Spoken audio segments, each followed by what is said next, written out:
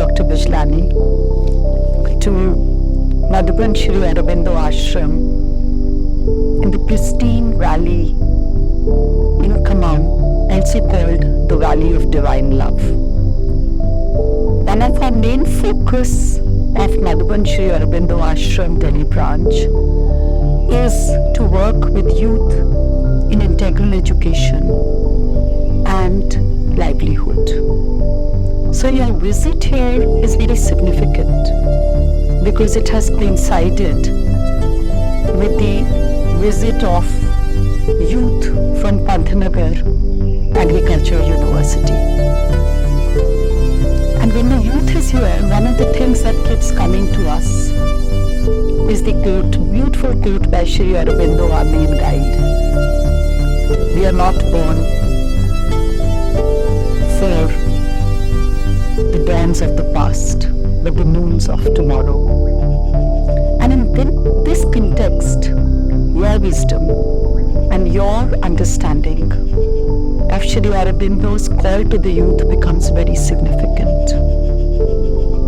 We have gained independence, and yet we feel that we need to hear from someone like you as to what is the path the youth can take ahead. Because they are standing at a crossroad between their roles, their real identity, and the question of what to be or not to be. So in that context, my visit here at this moment is very, very important. So could you share with us what the Master said and what we can follow? Thank you, Anju.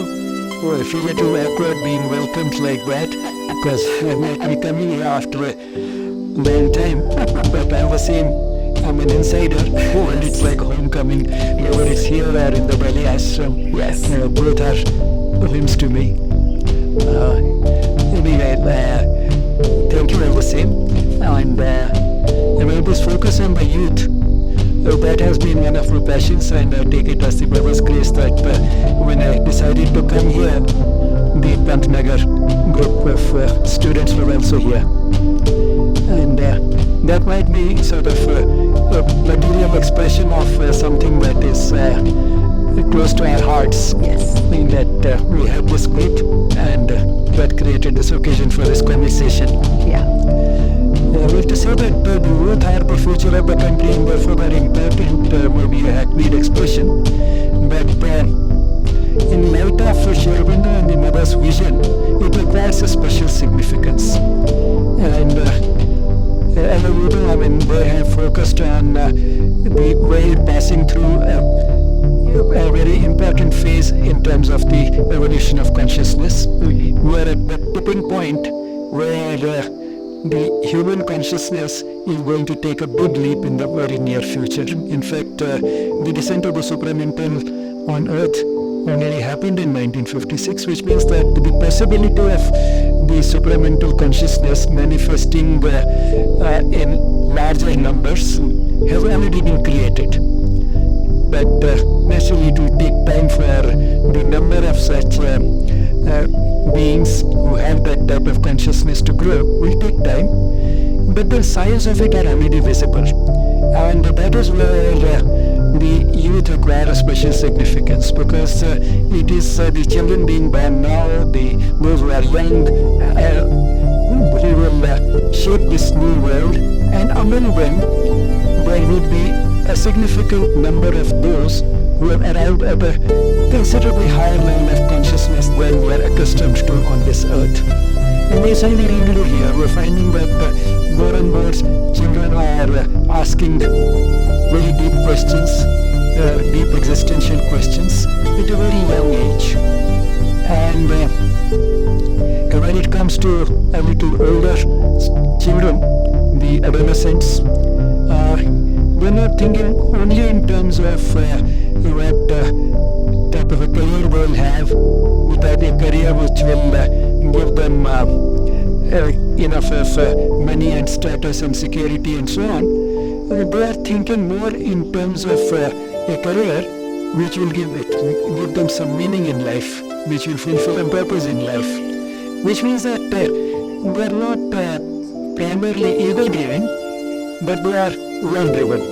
So they feel some love, a sense of relatedness, a sense of connection with those around them, and they want to give an expression to that urge in their career. The type of career that we live in fact could be different, because naturally we are all different, but all the same, one common thread that seems to be running through the career choice of a very large number of young people today is that they're looking beyond their own little self.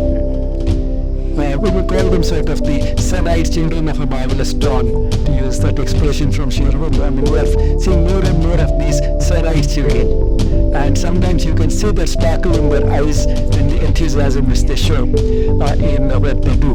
I mean, the passions could be different. The expression could be somebody's passion, maybe education, or the elderly, or women's issues, or environmental issues, poverty, health, wellness, whatever the type of expression it might occur. I mean, the passions some could be even animal lovers or plant lovers. So, no matter whether it finds some expression in terms of what they want to do for other human beings or for the rest of the creation, be it animals or plants. When they were running through this, but at a very early age, they are showing a remarkable concern for the rest of the creation, and they are willing to sacrifice sometimes pretty good, lucrative careers which will give them not only money but power, prestige, and name and fame. They are willing to forego all that for the sake of finding an avenue which will give an expression to their passion. So that's why the youth becomes important, and the generation gap itself acquires a new meaning, which means that the gap into envy is there, but the generation gap sometimes becomes a little too big. And on the other hand, the elderly people, be it the parents or the teachers, they find it difficult to understand them. Yeah, that was actually getting to the next question, that when we gained our independence, there was a focus for independence and liberation. So there was a failure in the youth. But now when the youth is looking at its inner energy of sensitivity, the choices of careers as you just mentioned, so there is in the youth a sense of affiliation to something which is beyond a mundane career. They seek us.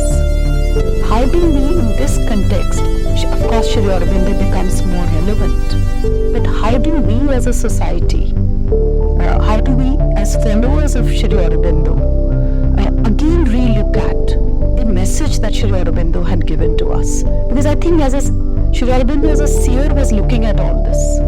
So it's a phase of transition.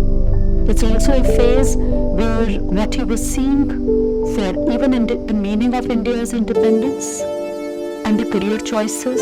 So how do we as a society bridge that gap? Because the youth is seeking, and maybe we are not understanding enough. So is this an in-between generation, or is it something that needs to be facilitated on that sunlit path?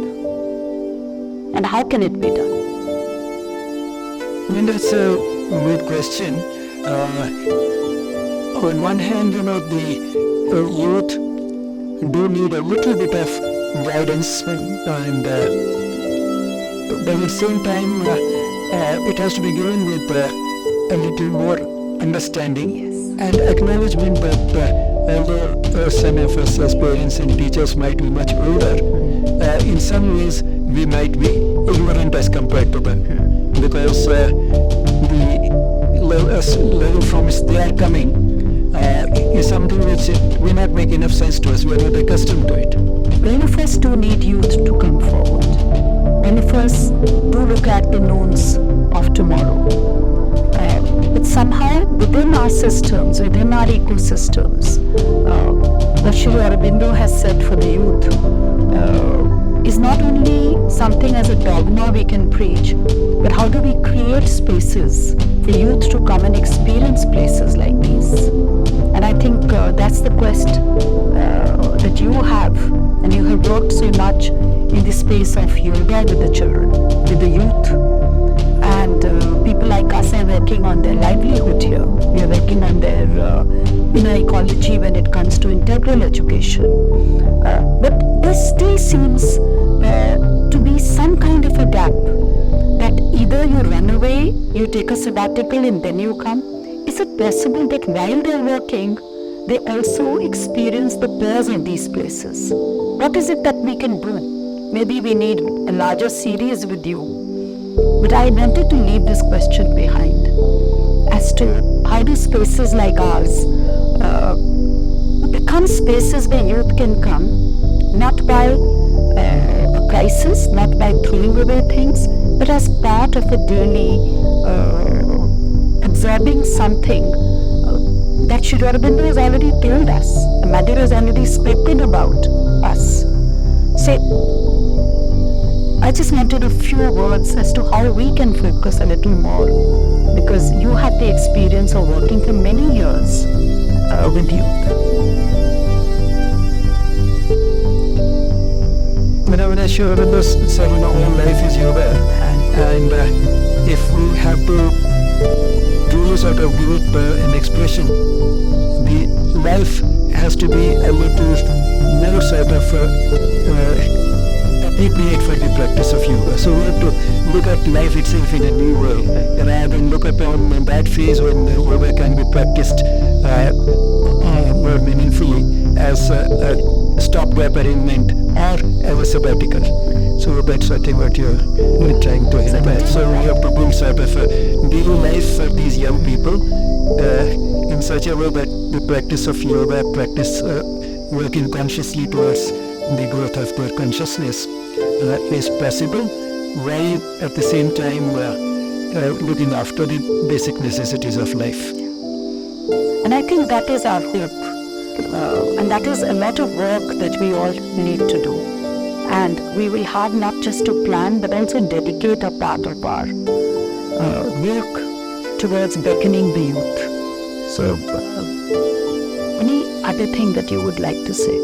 Sure, now that all these career avenues which will have this type of scope, it cannot be created within the ashram, but the ashram can be a nucleus where they can come and sort of suddenly wake up to these possibilities and then carry this with them wherever they go, and see that they create this type of a career and bring this element into whatever careers that they pursue. Yeah.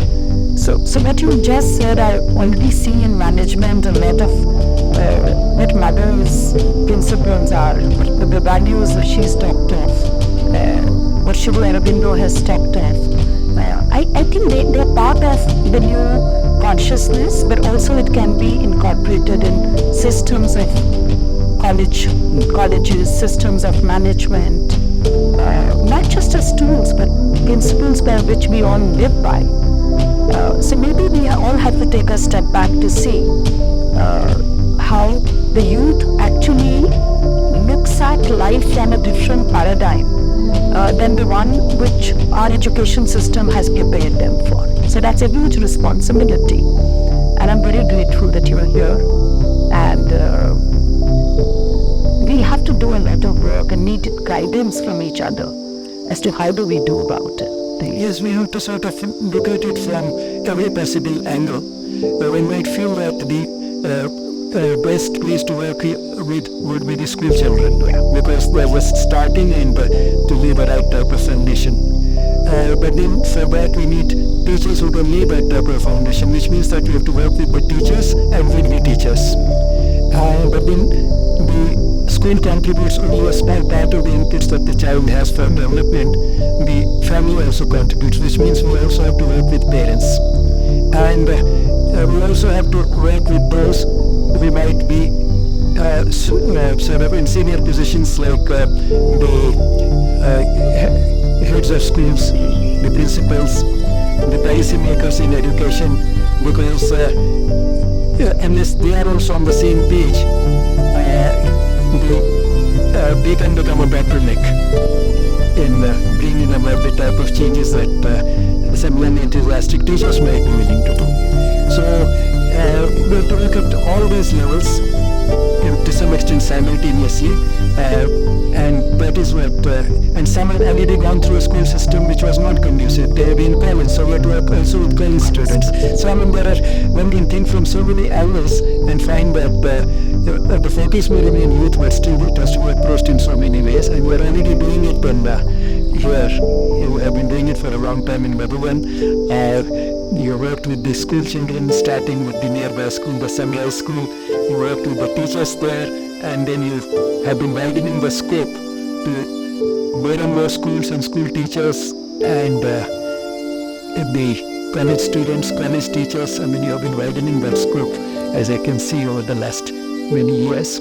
So we keep doing our bit, and I'm sure the Weber's Grace will further keep showing us what more we can do and keep creating more and more opportunities for work.